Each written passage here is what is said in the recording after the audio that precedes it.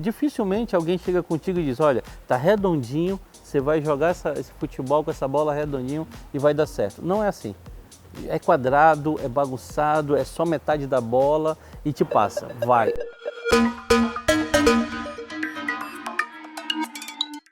Seja muito bem-vinda, muito bem-vindo a mais um episódio do Ser Humano Podcast. Aqui você vai descobrir a essência de seres humanos inspiradores. Meus convidados são pessoas que criam um impacto positivo na sociedade e atingiram um patamar diferenciado em suas carreiras. O convidado de hoje, o professor Vicente Tino, grande empreendedor e educador do estado do Amazonas. Professor, uma vez mais, muito obrigado por ter aceito o convite, poder participar do programa. Tenho certeza que as pessoas com certeza irão se inspirar na sua bela história. Obrigado, professor. Obrigado, Vitor. Agradeço a oportunidade de falar um pouco sobre o ser humano Vicente, sobre o professor Vicente. É desafiador realmente empreender e ter a oportunidade de compartilhar um pouco algumas histórias é muito legal. E ainda mais nessa paisagem fantástica que nós estamos aqui, né? Dentro do Rio Negro. Certeza. Professor, eu não quero conhecer o professor Vicente, não quero conhecer o empreendedor, isso eu já conheço lá no LinkedIn. Legal. Eu quero conhecer o Vicente. Vicente Tino, filho de imigrantes. Como que é essa chegada da sua família aqui no Amazonas, professor? Olha que massa. Meu nome é Vicente Tino, né? O sobrenome Tino é italiano. Então, meus avós vieram como imigrantes em barcos e vieram na época da borracha para cá. Eu ainda tinha um movimento interessante da Zona Franca em função do crescimento pujante ali da borracha. Então, era um ponto ainda que chamava muita atenção para o europeu. Então, fugindo ali da Segunda Guerra Mundial, o meu avô Vicente Tino com a minha avó Rosa Colimódio Tino vem para cá e começa uma história de sobreviventes ali, imigrantes mesmo, fugitivos de guerra, de um momento de crise na Europa toda. Então, com os recursos que trouxeram nas bagagens, principalmente joias, e começa a trabalhar muito. E daí em diante começa uma história de fabriquetas de macarrão. Então, fabriquetas de macarrão no Amazonas. No Amazonas. Então começou fazendo massa fresca, macarrão, para vender ali massa fresca e depois compra a máquina e começa um processo ali do macarrão como a gente compra hoje no supermercado. Né? Sensacional. Como é que pode, né? As conexões e as necessidades geram oportunidades para a gente empreender e sobreviver. E a origem, né? O que eles sabiam fazer? Macarrão. Então era um negócio ali que eu sei fazer, em que eu sou bom. E aí nisso, o que eu sei fazer é comida. Minha avó trabalhava com costura também. E com o empreendimento de macarrão, foi possível, por exemplo, formar meu tio na área do direito. Meu pai e meus outros 2 tios também trabalhavam dentro da fábrica. Então acabou gerando uma situação um pouco melhor financeiramente para a família, né? Então o Tino de empreendedor, fazendo um jargão aí com o sobrenome, já vem de nascença, já nasceu com isso. Já nasceu tendo que empreender, pensando em empreender. E o senhor sempre teve essa veia de empreendedor em algum momento, tipo, agora eu vou empreender? Como surgiu essa veia empreendedora? Vitor, é engraçado. Eu sou engenheiro eletricista e assim, durante a parte ali do 2º grau, onde tu está definindo o que você vai fazer de vestibular, eu decidi virar engenheiro porque passando na banca de revista, eu comprei uma Saber Eletrônica, que era uma revista. Tu comprou também? Então era uma revista que vinha os kits de tecnologia que você montava. Então tinha um roteiro. Os circuitos elétricos ali. E o primeiro circuito que eu montei foi um rádio. E aí, quando eu transmitia minha voz, depois, sei lá, de 2, 3 semanas, quebrando a cabeça, eu consegui montar um radinho e a minha voz saía no rádio de pilha lá de casa. Cara, e aí eu virei engenheiro. Cara, e aí, sensacional. Não, quero ser engenheiro. Eu era bom aluno, gostava de matemática e tal, mas a decisão de ser engenheiro foi realmente uma revista comprando no caminho de casa, voltando da escola, parei por acaso. Então, foi bem legal isso aí. Que sensacional. E aonde entrou essa veia empreendedora nesse jovem que decidiu ser engenheiro? Pronto. No meio do processo da engenharia, a gente naturalmente acaba sendo um sobrevivente. Entrava, não sei se ainda entra hoje na UFAM, entravam 75 alunos e formava 12, depois dos 5 anos, 20. Seleção natural Uma da espécie. seleção natural da espécie. Então, naquele período ali dentro, eu formei um elo de amizade muito bom. Lá pelo 5º período, comecei a trabalhar na CCE. Fui um dos estagiários que o professor Manuel Cardoso puxou para trabalhar lá, eu e mais 4, 5 colegas. E aí começamos a trabalhar mais próximo da engenharia. Então, o desejo ali, talvez, de empreender, surgiu primeiro por essa ideia. Cara, com a engenharia eu consigo criar coisas, eu consigo mudar e ajudar. E isso ficou muito claro para mim, a ideia de criar algo, criar um radinho e depois estar criando alguns equipamentos na indústria, me dava a noção do tamanho que é a engenharia e da beleza que é a engenharia. E isso fez com que, naturalmente, eu pensasse depois em ter meu próprio negócio, mas na área de engenharia. Só que no meio do caminho, eu fiquei trabalhando com o professor Manuel Cardoso, talvez 13 anos. E aí eu fui estagiário dele, de estagiário fui engenheiro, de engenheiro virei diretor, de diretor virei sócio dele. E aí, em determinado momento, eu já estava também fazendo a carreira acadêmica caminhando, tinha as experiências profissionais muito boas. Isso eu falo para todo jovem. Um diferencial foi, trabalhando com o Manuel, eu acabava indo em várias empresas para implantar sistemas de automação.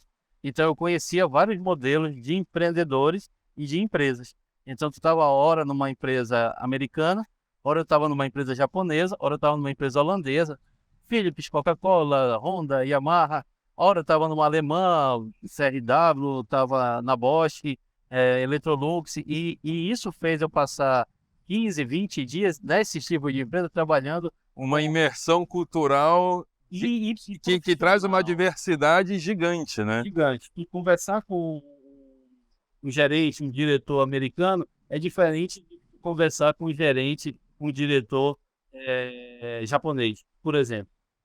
A cultura, por forma, o que ele observava na hora que ele implantava os sistemas, o que chamava atenção nele, como é que ele tratava os liderados. Então, e a gente implantava um sistema que era um sistema que monitorava o chão de fábrica. E isso fazia com que eu estava hora no chão de fábrica com os operadores, hora com os líderes de produção e hora com os diretores. Então eu tinha que conversar em 3 níveis diferentes. A linguagem tinha que ser boa para os 3 níveis. Tinha que trafegar nas 3 camadas. Da hierarquia toda, naquelas 2, 3 semanas que a gente estava implantando o sistema. E era bem desafiante. E eu estava com 23 anos. Então eu fiz isso, eu brinquei com isso até os 32 anos, mais ou menos.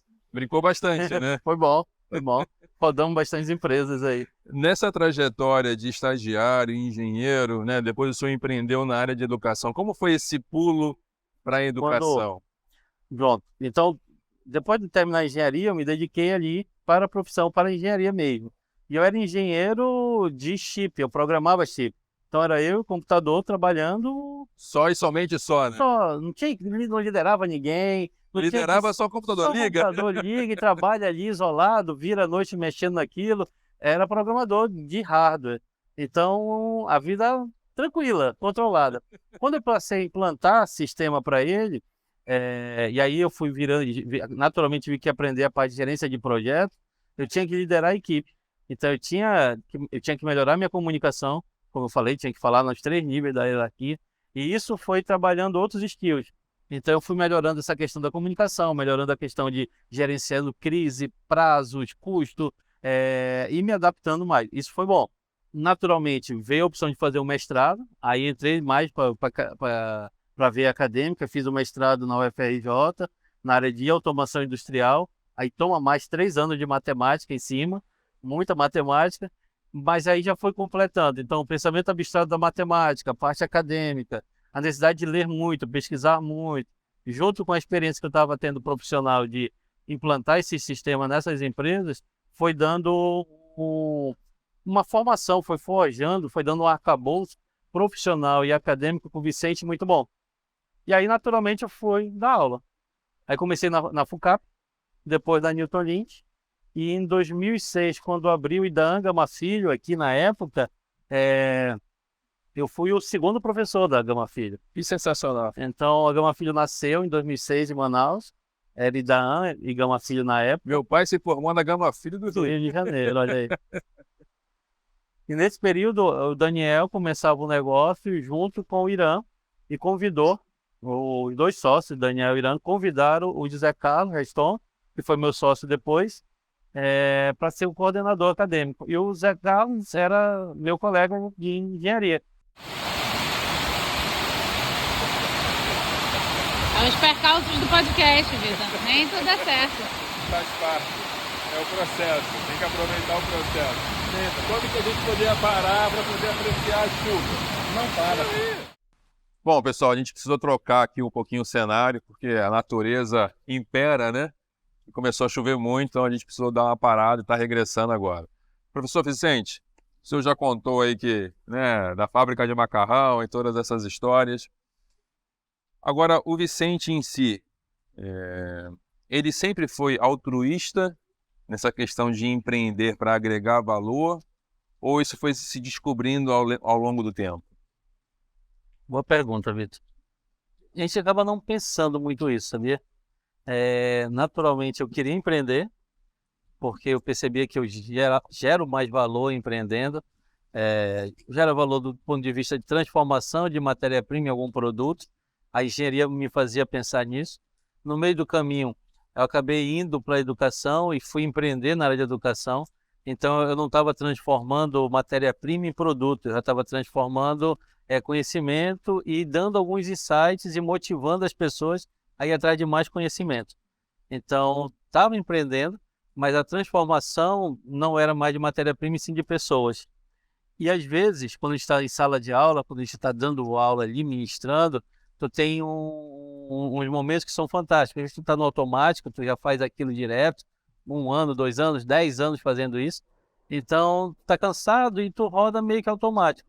Mas no final da aula, chega algum aluno e diz: cara, professor, o senhor falou um negócio hoje Que mudou a minha vida. que mudou minha vida, que valeu muito a pena, que tem tudo a ver com o que eu estou fazendo hoje na minha empresa e eu vou usar isso para melhorar meu dia a dia.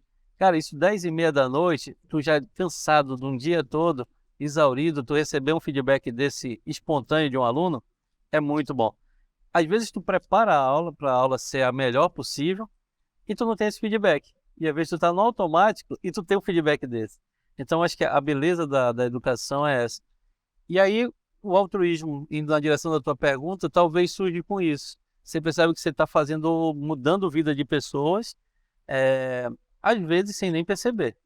Tá? E como o senhor enxerga hoje a sua relação com essa coisa de plantar árvores nas comunidades do interior? Como que Como é que surgiu isso? Como que surgiu isso? E mais do que como surgiu isso, quão bem o Vicente se sente, né, assim, de prestígio próprio, de poder estar agregando nesse sentido? Eu sou de Manaus, eu sou amazônida. E apesar de ter 47 anos e viver aqui, eu comecei a descobrir o que é um pouco mais da vida amazônica nos últimos 3, 4 anos. Então, quando eu me aproximei ali do Instituto Soca, das ações ambientais, eu comecei a ver como a gente está tão próximo e não conhece a nossa região. E eles têm umas necessidades fantásticas, assim. 30 minutos de barco daqui de Manaus, você tem pessoas que não têm internet, que têm dificuldade com energia elétrica, que está cheio do Rio Negro ali na sua frente, mas tem que ligar uma bomba elétrica para puxar água para poder ou usar no plantio ou usar na rotina diária na sua casa.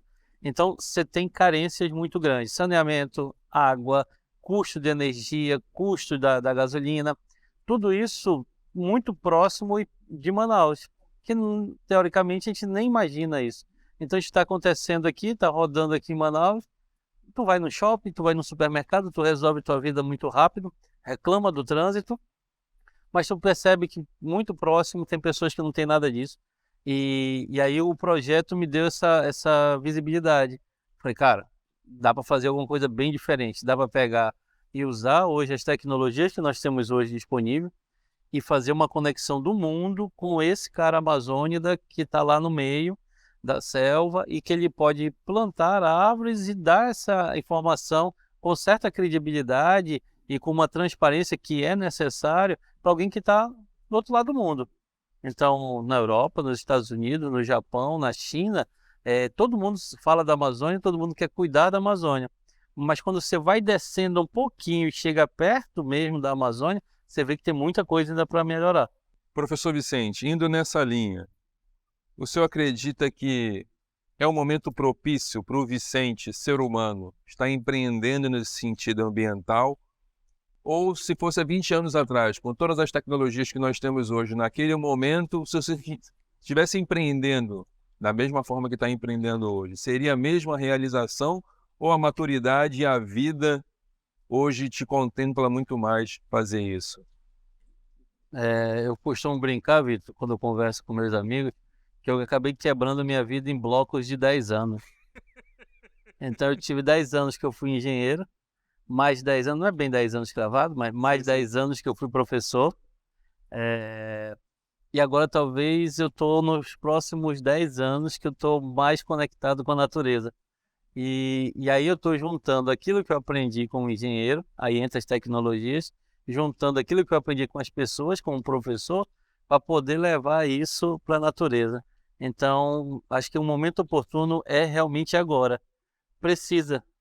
Talvez há 20 anos atrás eu era muito mais tecnologia, muito mais engenheiro do que pensar na questão do meio ambiente, na Amazônia, e fazer ações que juntem tecnologia, pessoas e o meio ambiente.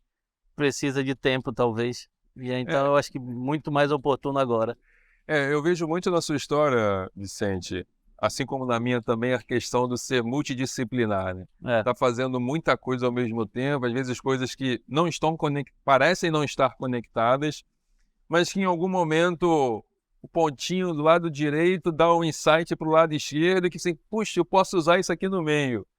Como que é essa sua história? Sempre foi multidisciplinar? Como que é isso? Sempre. Eu não sei dizer não. Então, eu sempre estou dizendo sim. Eu estou sempre... aparece um desafio, é o que eu gosto. E aí eu digo sim e eu embarco. E se eu disser não, é porque realmente eu não quero, não gosto, não vai. Não te apetece isso? Nada. Mas se eu achar que pode ser algo legal, eu entro de cabeça, me dedico muito e é um sim verdadeiro. E isso tem sido bom, porque porque é como você falou, às vezes parece que não tem nada a ver, mas aí tu vai conectando e vai aprendendo, e tu conhece pessoas, e tu conhece processos, e tu conhece outros mundos, outras culturas que agregam muito valor na tua vida pessoal. Eu confesso sinceramente que eu fico muito feliz em ouvir isso, que eu achava que eu era o único maluco. E parece isso, né? Aí a gente fica, caraca, eu tô dizendo sim para tudo, não vou conseguir fazer nada bem feito. Mas tu te dedica assim, de cabeça, e vai saindo bem feito. Ah, mas se não faz bem feito, se não dá 100% do jeito que você planejou, todo o entorno percebe que tu deu 100% de ti, Sim. E aí aquilo ali é bom. Então, até hoje, tenho gostado. Agora cansa. Por exemplo, com o nascimento dos meus filhos, eu fiquei um pouco mais atento para a questão de ter o tempo deles, né? Então eu tenho uma filha de 15 anos, um filho de 12 e tá vindo o Luca, que vai nascer em janeiro agora. Então são 3 filhos aí, mais a minha esposa, que eu tenho que me dedicar, tenho que ter tempo. Se eu sair dizendo muitos sims, eu posso perder um pouco o tempo da família. E eu não quero negociar isso, não. Eu concordo com o senhor. Eu acredito que na vida de todos nós, principalmente dos empreendedores, né, tem aquele momento que a gente está buscando a riqueza financeira, né, para poder sustentar a família, né, porque a gente vem de uma onda, não de onda, mas uma geração de empreendedores que começou de baixo, né? Sim. Pessoas humildes que foram, através do empreendedorismo, transformando as suas vidas e das outras pessoas.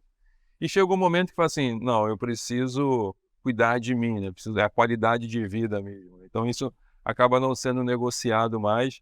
Eu tenho 2 crianças, uma de 8 e uma de 5. E Precisa, né? Porque passa a não piscar de olhos. Né? Passa. E as pessoas pensam que a vida do empreendedor é só acordar, Levantar a portinha acabou, né? Não. Tem uma jornada louca por É. trás, né? Hoje eu me preocupo muito com qual exemplo eu estou dando para eles também. Perfeito. Então eu não quero ser o exemplo do pai workaholic e que não tem tempo, e eles vão odiar quem trabalha muito. Mas também não quero ser o exemplo de um pai que Acomodado. está acomodado, e nem quero ser um pai que faz tudo, se subverte seus valores para se dar bem por dinheiro. Sim. Então eu bato muito nessa questão dos valores. Eu tenho que passar bons valores para os meus filhos. E por quê?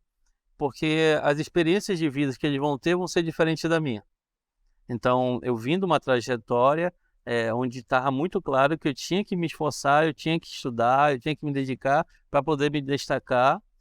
Eu tinha que dizer mais sims para poder estar lá vendo as oportunidades e testando, porque dificilmente alguém chega contigo e diz, olha, tá redondinho, você vai jogar esse futebol com essa bola redondinho e vai dar certo. Não é assim.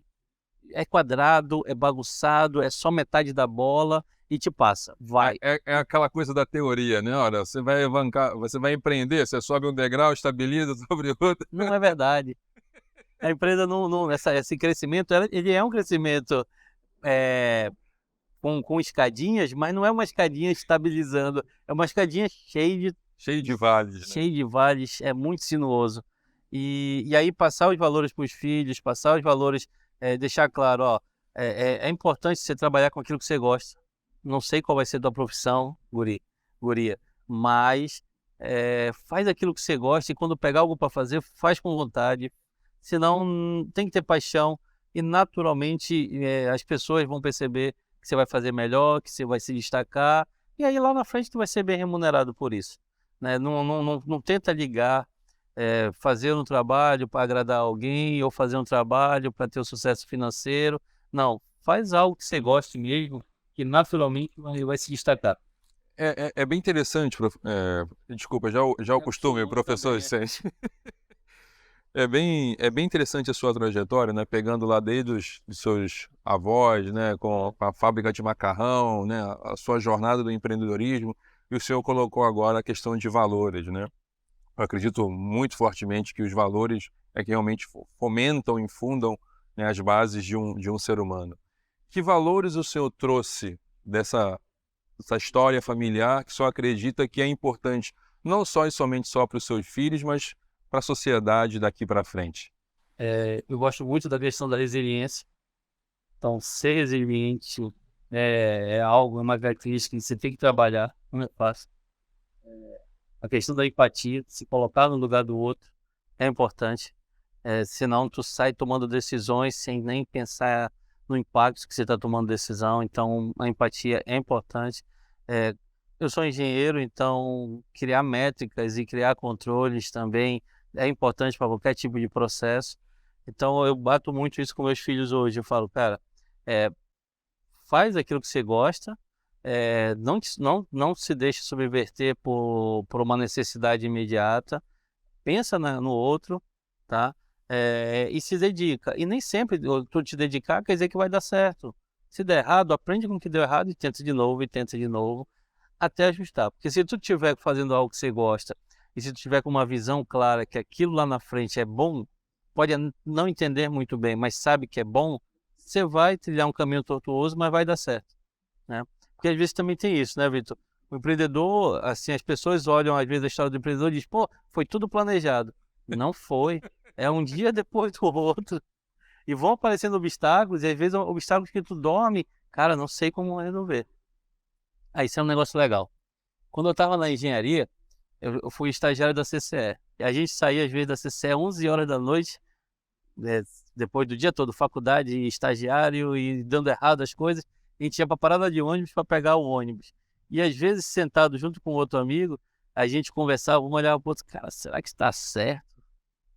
São 11 horas da noite, estamos vindo de uma jornada do dia inteiro, e será que eu estou indo no caminho certo? Eu vou virar um engenheiro de sucesso, como a gente imaginava naquela época? Sim. Então, tinha uma insegurança muito grande. Então, quando a gente é novo, quando a gente está começando um novo negócio também, você tem muita insegurança.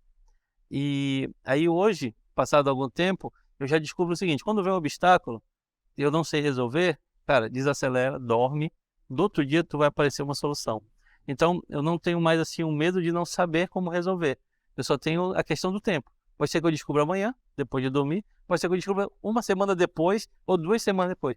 E talvez hoje, com acesso a muita informação devido à internet, tu pesquisa, tu acha alguém, tu conversa com outras pessoas e a solução vai se moldando. Então, essa segurança, ela vai se conquistando com o tempo.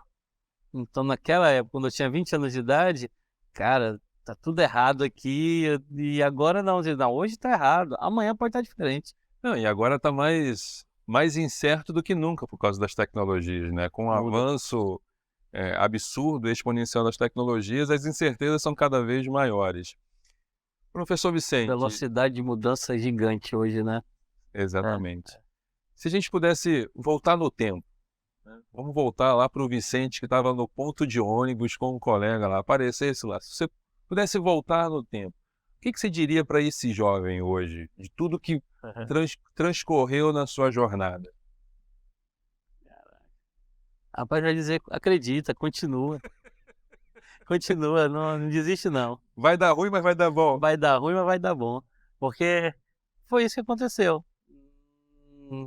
Não daria para antecipar nada, não daria para dizer, olha, faz assim que vai ser melhor, porque precisou algumas coisas darem errado, Vitor, para poder tu aprender. Perfeito. Então, se eu quisesse tirar algumas coisas que deram errado nessa jornada, não teria o aprendizado, não nem a teria resiliência que o senhor colocou. né, a resiliência, e talvez eu não teria conhecido certas pessoas que eu conheci e que é bom. Tanto as pessoas que me ajudaram, quanto as pessoas que me atrapalharam. As duas foram boas para aprendizado. Então, vale a pena. Professor Vicente, qual a definição que o senhor tem sobre sucesso? O que é sucesso para o Vicente Tino? Essa pergunta é boa também. Rapaz, situação complicada, né? Eu tenho que estar fazendo algo que me dá prazer hoje. Eu não sou muito de passado. Eu não fico muito preso no que deu errado lá no passado. Não sou assim. E nem no que deu certo? O senhor entende que são pacotes, igual você falou, fases da vida? São fases da vida. Fechou agora dia 31 de dezembro, acabou. Eu não tenho apego ao passado. Não tenho mágoas do passado. E não fico querendo relembrar o passado ou trazer histórias que deram certo no passado para o presente hoje. Não fico assim. Sou muito presente eu. Então, o sucesso para o Vicente é viver bem o hoje. A gente começou a nossa entrevista aqui, a gente estava do lado de lá, a chuva começou a bater e o senhor fez um comentário. Cara, que oportunidade ímpar de a gente estar aqui observando o Rio Negro na hora da chuva. Então, transformamos um problema numa oportunidade ímpar. Então, é o presente. Estar presente, aproveitar o momento, fazer bem feito naquele momento. Eu acho que... E aí tá feliz com o que está fazendo hoje.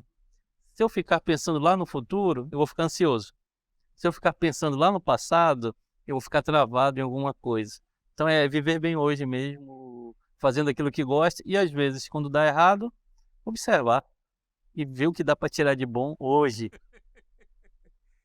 Para a gente poder fechar essa linha, falta uma pergunta. Lá vem.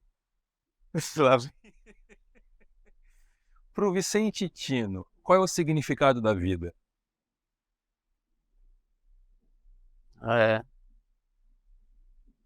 Cara, hoje eu curto muito a questão dos meus filhos, né? Então eu estar ali aproveitando, educando, passando valores para eles, talvez o meu significado da vida. Quando eu me envolvo com educação e digo, olha, o papai é professor. Professor de quê? Eles perguntam. Eu falei, eu dou aula de projeto, dou aula de Lean Manufacturing, eu gosto da área de qualidade, gosto de negócios.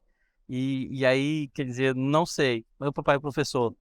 E aí eu passo um bom valor para eles, a questão de eu passar conhecimento. Então, os exemplos que eu dou hoje, para eles é muito importante, que é o que eu vou conseguir deixar, né? Então, é o meu legado, são as boas experiências que eu estou levando eles junto para vivenciar. Professor Vicente, eu agradeço assim de uma forma imensurável, né, poder ter lhe conhecido um pouco mais, ter conhecido a história da primeira fábrica de macarrão da Amazonas, né, da família Tino. São histórias assim que nos ajudam ainda a reverenciar ainda mais essa terra que, de uma certa forma, é cheia de oportunidades, é uma terra ímpar no nosso país, que felizmente ou infelizmente, ainda carece de um cuidado, de uma atenção maior, né? Eu falo felizmente porque a gente ainda consegue perceber alguns traços que, se chegasse a civilização de uma forma tão abrupta, a gente perderia, né, traços da cultura local. Mas realmente uma região cheia de oportunidades que a gente pode agregar ainda mais valor. Parabéns pela sua linda jornada, né, pelo trabalho que o senhor vem desenvolvendo agora, pela chegada do Luca, que vem ainda mais com mais saúde e prosperidade para a vossa família. Então, Legal. uma vez mais, muito obrigado por participar, né, e por ter aceito esse convite inesperado para uma conversa sobre o Vicente, né? Muito obrigado, Vitor. Show de bola. Parabéns aí pela iniciativa também. É um projeto desafiador, eu sei, porque tu está fazendo um pouco fora do padrão e acho que isso é legal. Pensar sempre fora do padrão faz a gente ir para uma zona do não conforto, mas talvez se a gente estivesse numa sala fechada, eu não teria falado tanta coisa como eu falei hoje aqui, com tempo de chuva, com o Rio Negro movimentado, nesse local lindo. Então, parabéns aí pelo projeto e conta comigo aí no que precisar para a gente trazer mais empresários para conversar também e compartilhar suas histórias. Muito obrigado, professor Vicente. Bom, esse bate-papo fica por aqui. Se você gostou, por favor, compartilhe com seus amigos e familiares. Espero sinceramente que você possa ter se inspirado na história real e incrível do professor Vicente. Esse podcast é apresentado por mim, Vitor Raposo, com a produção de Tamires Clé, apoios técnicos do Américo Viana e do Alan Leão. Até a próxima. Tchau, tchau.